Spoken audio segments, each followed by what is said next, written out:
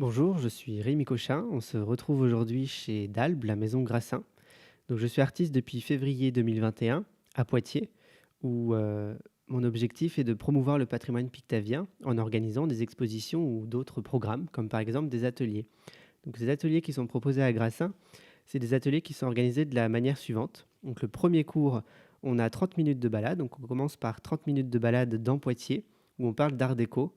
Donc, c'est une balade où on va regarder les monuments de Poitiers. Donc, il y a beaucoup de monuments art déco à Poitiers. C'est une chance. Donc, on parle d'art déco, je présente ce qu'est l'art déco, on parle ensemble et on regarde ensemble ce qu'est l'art déco. Donc, le premier travail consiste à observer. Ensuite, on rentre à l'atelier et là, pendant 2 heures, on va faire du dessin d'architecture.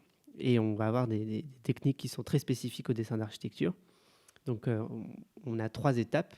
Donc, les 3 étapes sont les suivantes. On a dans un premier temps l'élévation. Donc, on va créer une élévation. Ce qui est aussi intéressant, c'est qu'on a tout un travail de création.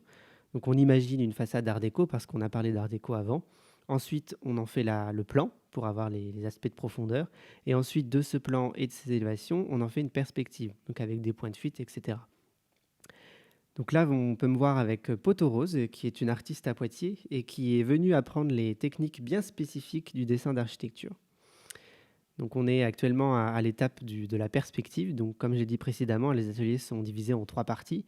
Donc la façade, l'élévation, le plan et la perspective. Donc la perspective, là, si vous voulez, pour résumer grossièrement, on prend les traits qui sont horizontaux dans la façade, les traits qui sont verticaux dans le plan, et avec 2 points de fuite et puis un placement de personnage, entre guillemets, on a une perspective qui, je dois l'avouer, est plutôt satisfaisante à regarder.